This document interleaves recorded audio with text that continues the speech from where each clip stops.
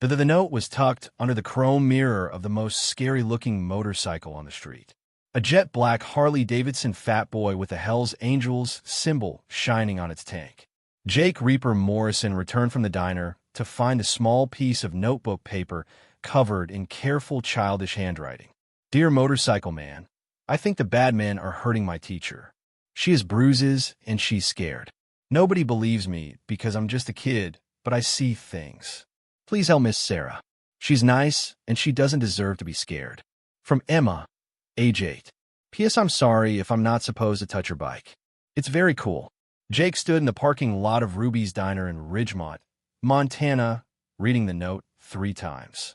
His rough hands, scarred from years of fixing motorcycles, bar fights, and a past he would rather forget, held the paper gently, as if it might fall apart. Reaper, you good? His riding brother, Tommy Wrench Collins, came out of the diner with 2 coffees. He saw Jake's expression and his relaxed mood changed immediately. What's wrong? Jake handed him the note. Wrench read it, his jaw tightening. At 45, he had been riding with the Hells Angels for 20 years, long enough to know that men like them, covered in leather and tattoos, riding loud bikes, looking like society's nightmares, weren't usually who people turned to for help, especially not 8-year-old girls. Kid wrote this. Wrench asked. Left on my bike. Could be nothing. Kids have big imaginations. Could be, Jake agreed. But his gut, the same instinct that had kept him alive through 2 tours in Afghanistan and a decade in the MC, told him different. Or there could be a little girl watching her teacher get hurt and nobody's listening. Wrench studied his friend. Jake had been managing the club's legal businesses for 2 years now, part of the Angels' slow change from outlaws to something more lawful. But Jake still carried his past. Former Army Ranger, former enforcer for the club, former a lot of things that left shadows in his eyes. What do you want to do? Wrench asked carefully. Jake looked across the street at Ridgemont Elementary School. Its playground was visible through a chain-link fence. A woman stood near the entrance, dark-haired and slim, watching as the last few students were picked up. Even from this distance, Jake could see the way she held herself, tense, watchful like someone waiting for the next hit. I want to find out who Miss Sarah is, Jake said quietly. And I want to know if that kid is right. Sarah Mitchell was tired. Bone deep, soul-crushing tired. She stood outside Ridgemont Elementary and tried to ignore the ache in her ribs where Marcus had shoved her into the kitchen counter last night. It was an accident, she told herself for the 1,000th time. He didn't mean it. The bruises told a different story. So did the way she had started flinching at sudden movements, the way she had stopped wearing short sleeves, the way she had perfected the art of lying. Miss Mitchell. Emma Rodriguez appeared at her elbow, her small face serious. Are you okay? Of course. Sarah's smile felt brittle. Why do you ask? You're holding your side funny, like it hurts. Sarah's heart stuttered. She dropped her hand from her ribs. I'm fine, Emma. Just sore from yoga. Emma didn't look convinced, but her mother's car pulled up before she could ask more questions. As the girl climbed into the back seat, she looked back at Sarah with an expression far too knowing for 8 years old. Sarah's phone buzzed. A text from Marcus. Where are you? Dinner better be ready when I get home. Her hand shook as she typed back. Leaving school now. I'll have it ready. She didn't notice the 2 men on motorcycles parked across the street, or the way one of them watched her with focused intensity. Jake followed Sarah Mitchell home, keeping 3 cars between his Harley and her sensible Toyota Camry.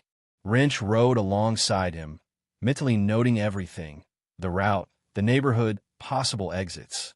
Sarah's house was a small ranch on the edge of town, well-maintained with flower beds and a neat lawn, the kind of place that looked peaceful from the outside.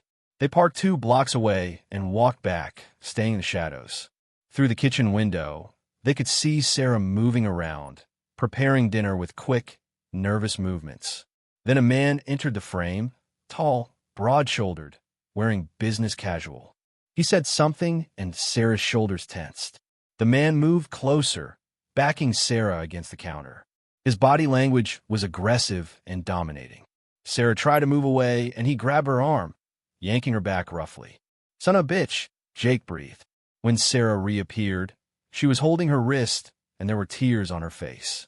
The man sat at the table as if nothing had happened, and Sarah continued making dinner with shaking hands. Jake's fists clenched so hard his knuckles cracked. Beside him, Wrench's jaw was like granite. "We calling the cops?" Wrench asked quietly. "And say what?" "We were stalking a teacher." Jake shook his head. "She deny everything anyway. They always do at first." "So what's the play?" Jake thought of that note, of a little girl brave enough to ask a stranger for help because the adults around her weren't paying attention. "We watch," he said finally. "Document everything. Build a case so solid she can't deny it, and he can't wiggle out of it." He pulled out his phone and started recording. "And then we make sure that jerk never touches her again." Over the next 4 days, Jake and Wrench became ghosts in Sarah Mitchell's life. They documented 17 incidents of physical aggression. 3 times Marcus grabbed her hard enough to leave bruises. Jake hated surveillance work, hated the creepy feeling of watching someone's private pain. But he had learned patience in the Rangers, learned that sometimes the best way to help was to wait for the right moment. That moment came on Friday afternoon. Emma Rodriguez appeared at Jake's bike again, this time boldly walking up in broad daylight. "Are you going to help her?" He turned to find Emma standing there, her backpack nearly as big as she was, her expression fierce and frightened all at once. "Emma, right?" Jake crouched down to her level, making himself smaller, less scary. "You wrote me that note." "Yes." She lifted her chin. "I know I'm not supposed to talk to strangers and my mom would be really mad, but Miss Mitchell is getting worse. Today she couldn't write on the board very well because her hand was shaking, and she wore a turtleneck even though it's warm." Jake's heart clenched, covering bruises. Emma nodded, her eyes bright with tears. "I told the principal, but she said Miss Mitchell probably just bumped into something. I told my mom, but she said I shouldn't make up stories. But I'm not making it up. I see things. I pay attention. If you believe in the power of observation, in trusting your instincts, and in the courage it takes to speak up when something feels wrong, then pause for a moment, like, comment, share, and subscribe. Tell us in the comments where you're watching from today, because this story will remind you that heroes come in all sizes, and sometimes the smallest voices carry the most important messages. "I believe you," Jake said quietly. "And you did the right thing, Emma. Sometimes adults miss important things because they're not looking close enough. But you're brave and smart. Will you help her?" Emma's voice cracked. "Please. She's the best teacher I ever had. She doesn't deserve to be hurt." Jake glanced at Wrench, who gave a small nod. "Yeah," Jake said. "We'll help her. But I need you to do something for me." "What?" "Keep being observant. If you see anything that scares you, you tell your parents, okay? And you stay away from Miss Mitchell's house. Don't try to be a hero." "But you're going to be a hero?" Jake's laugh was rough. "Kid, I'm a lot of things, but hero isn't usually one of them. Sometimes, though, you see someone who needs help and you can't walk away." Emma threw her arms around his neck in a quick hug. "Thank you, motorcycle man." She ran off before Jake could respond. Wrench appeared at his elbow. "So what's the plan, Reaper?" Jake stood, watching Emma disappear into her mother's car. "The plan is we stop watching and start acting. Tonight." Sarah knew something was wrong the moment Marcus walked through the door. His face was flushed, his eyes slightly unfocused. He had been drinking. "Dinner ready?" he demanded. "Almost. 5 more minutes. I said I wanted dinner when I got home." "I know. I'm sorry. Traffic was. Always excuses with you." Marcus moved into the kitchen and Sarah's heart rate spiked. She knew this pattern. "Marcus, please let me finish cooking. Maybe I don't want dinner. Maybe I want you to stop being so useless." His hand shot out, grabbing her wrist with bruising force. Sarah gasped. "Marcus, you're hurting me." "Good. Maybe you'll—" The doorbell rang. They both froze. Marcus's grip loosened slightly. "You expecting someone?" "No." The doorbell rang again, followed by heavy knocking. Marcus stormed toward the door. "What?" Sarah followed. Through the window, she could see 2 large men in leather vests, both covered in tattoos. Marcus opened the door partway. "Can I help you?" The taller one, dark-haired with a jagged scar along his jaw, smiled, but it was the coldest expression Sarah had ever seen. "Marcus Weber? My name's Jake Morrison. This is Tommy Collins. We're here about your situation with Miss Mitchell." Marcus's confusion turned to anger. I don't know what you're talking about. Get off my property. See, here's the thing. Jake didn't move. We've been watching your house for 4 days. Documented 17 incidents of physical aggression. And tonight you were just about to hurt her again. Sarah's blood turned to ice. They had been watching. Marcus's face went purple. That's harassment. I'll call the cops. Please do. Tommy pulled out his phone. We've got video evidence, photos, timestamps, a witness statement from a concerned student. The cops would love to see it. This is insane. Marcus tried to slam the door, but Jake's boot was in the jam. You're going to step outside, away from Miss Mitchell. You're going to listen to what we have to say. And then you're going to make the smartest decision of your life. Or what? We've already sent copies of everything we documented to the local police, the school board, and Miss Mitchell's family, Jake said. So you can either come outside and talk, or we can let the legal system handle it. Your choice. Marcus stepped outside, pulling the door partially closed. Sarah, Jake called through the gap. Lock the door. Call a friend. We'll handle this. Sarah did as instructed, her hands trembling. Through the window, she watched the 3 men in the driveway. 20 minutes later, Marcus walked to his car and drove away without looking back. Jake knocked gently. Miss Mitchell, it's safe. Can we talk? Sarah opened the door slowly. Up close, Jake Morrison was even more scary looking. Well over 6 feet, broad-shouldered with tattoos covering his arms. But his dark eyes were kind. Are you hurt? Do you need medical attention? I know, not emergency hurt. Sarah couldn't form complete sentences. Who are you? Why were you watching my house? A little girl named Emma left me a note, Jake said simply. Said she thought bad men were hurting her teacher. Asked me to help. So he did. Sarah's legs gave out. She sat hard on the floor, tears streaming. Emma Rodriguez. Smart kid. Observant. Brave. Oh God. Sarah buried her face in her hands. I thought I was hiding it. Emma noticed Tommy crouched down, keeping a respectful distance. And she was right to be worried. He's gone now, Jake added. We explained to him that we have documented evidence. We told him if he ever comes near you again, we'll make sure everyone knows exactly what kind of man he is. And he'll have to deal with us. Why would you do this? Sarah whispered. You don't know me. You're Hell's Angels. Yeah, Jake finished. Not usually the guys people trust for help. He pulled out the note. But an 8-year-old girl saw something wrong and asked us to help. And we don't walk away from that. If this story has touched your heart, please take a moment to like, share, and subscribe. We bring you stories that prove heroism comes in all forms, that courage isn't measured by size or age, and that sometimes the smallest voices carry the most important messages. Tell us in the comments. Have you ever noticed something important that others missed? Your story might inspire someone else. Sarah read Emma's note, fresh tears spilling. The careful handwriting, the pure concern. It broke something open in her chest. I should have left him months ago, she said. It's not your fault, Tommy said firmly. Abuse never is. You survived. That takes strength. Jake extended his hand. Let's help you up, and then let's talk about what comes next. You got resources, women's shelters, legal aid, counseling. We'll connect you, and we'll make sure you're safe. Sarah took his hand. Why do you care? Really? Jake was quiet. Then, I grew up watching my old man beat my mother. When I was 15, she finally left him. Best decision she ever made. I swore then that if I ever saw another woman in that situation, I'd do something about it.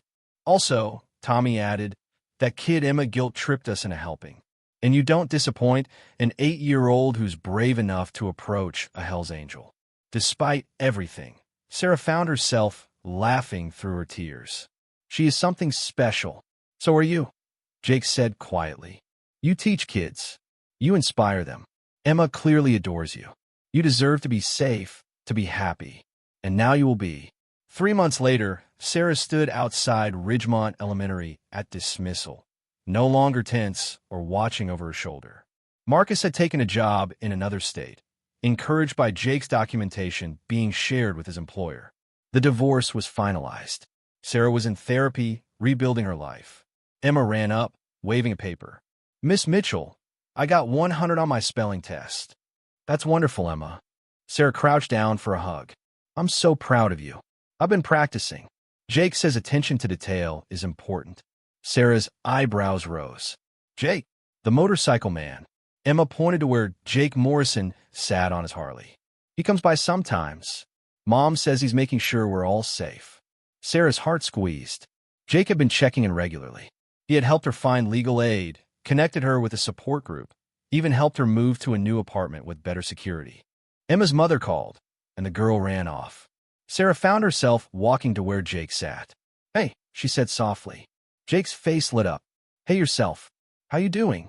Better. Good, actually. Sarah tucked her hair behind her ear. Thank you for everything, for believing a child when adults didn't. You're not a stranger anymore, Jake pointed out.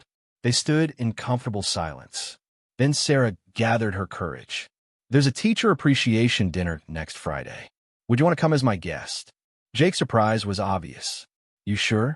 I'm not exactly PDA material. You're hero material, Sarah corrected.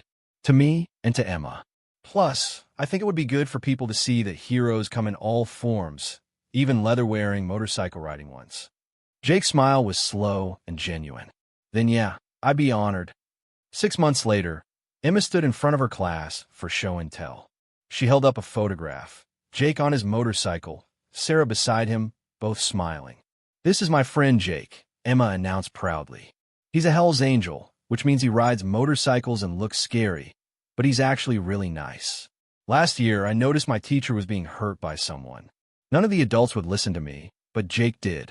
He helped her get safe. She looked at the class. Jake says heroes come in all sizes, and sometimes the smallest person has the biggest impact. I think that's true. I was small, but I made a difference. Anyone can if they're brave enough to try. The class erupted in applause. After school, Emma ran to where Jake was waiting. I told him about you, about being a hero. Kid, I'm not a hero. I just paid attention. That's what heroes do, Emma insisted. They pay attention when others don't. They believe people when no one else will. Jake crouched down. You know what? You're right. And you're the biggest hero in this story, Emma. You spoke up. You saved your teacher's life. We save her together, Emma corrected. Sarah approached, and Jake stood to greet her with a kiss that made Emma giggle. Ready to go home? Sarah asked. Yeah. Jake took her hand. Let's go home. As they walked to Jake's truck, Emma skipped ahead. Jake looked at Sarah. You know what's funny? I came to this town for a business deal. Never expected to find a reason to stay. And now I can't imagine being anywhere else. He squeezed her hand. All because a brave little girl left a note on my bike. Sarah smiled. Best note anyone's ever written. Thank you for watching. If this story reminded you to trust your instincts, to speak up when something feels wrong, and to never underestimate the power of paying attention, please share it. Subscribe for more stories that prove heroes are everywhere.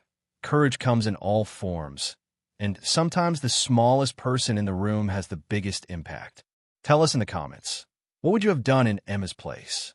In the parking lot, Emma climbed into the back seat, already chattering about tomorrow's field trip. Jake and Sarah exchanged a look, gratitude, love, and wonder at how completely their lives had changed. All because one observant child had refused to stay silent. All because one scary-looking stranger had chosen to listen. All because sometimes heroes really do come in the most unexpected packages.